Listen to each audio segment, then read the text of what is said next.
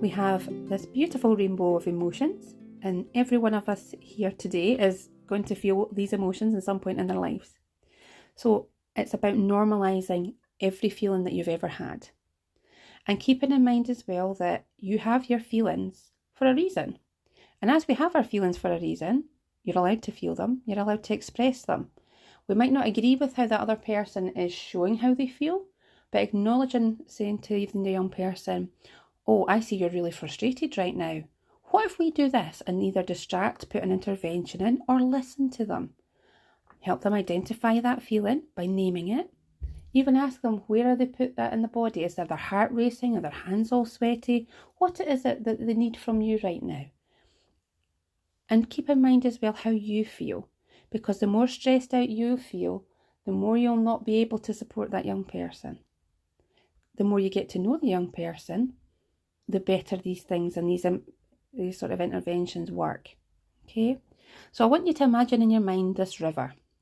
So there's a bank on each side, and there's going to be a child in a boat or a canoe right in front of you. And as you imagine this river, there's going to be a few rocks and boulders on this river because life throws all these obstacles in the way.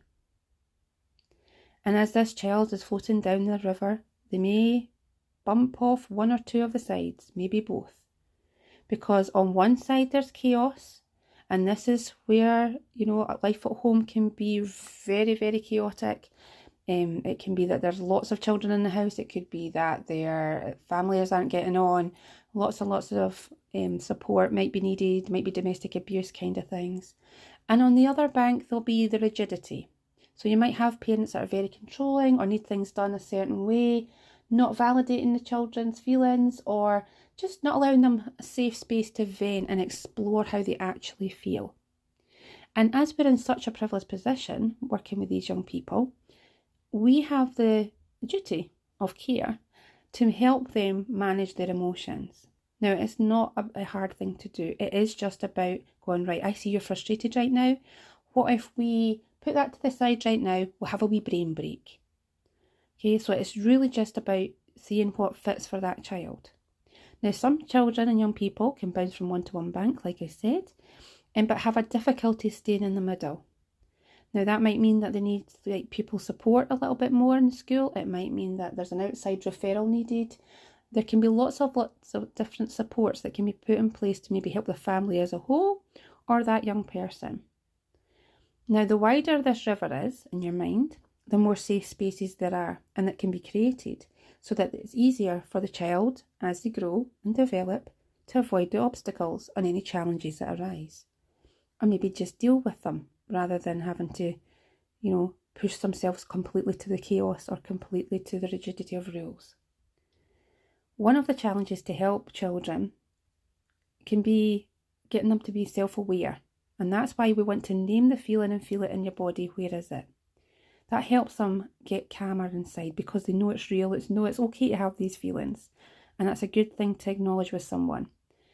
Some children have a very narrow river and they have obstacles after obstacles after obstacles. And this is where the more support they have, the more compassion you're able to offer, the more that young person will thrive.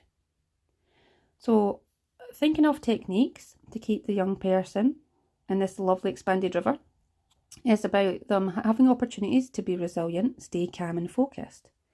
Now, it is acknowledging feelings, it's validating all the emotions. You'll know what their strengths are in class and praising them. Their little things can mean a big thing to them. So you're just saying, oh, well done for that, and that can mean the world for them. So it's these things that it's about going, right, you've got a strength there, let's let you be the leader today, or whatever it is, you know the children, you know them best, and I'll give you the interventions that can maybe help you along the way. So another technique to think about when we're putting the support in place is maybe thinking of sensory things in the classroom. Now, occupational therapy can come out and do assessments, that's okay. But some good things to have in the classroom when someone's quite fidgety, ADHD or dyslexia or anything like that in the classroom, is if you get a bit of Velcro and the jaggy side you stick under their desk, they can stroke that and that can help them calm their bodies down because it's a sensational thing. There's things that you can tell them, like lifting your left foot off the floor, because that part of the brain is telling them to keep their foot off the floor, and then they're not panicking, they're not frustrated, they're not agitated in any way. And there's little wee tricks to keep them in the room. So there's all these good little things that we can do.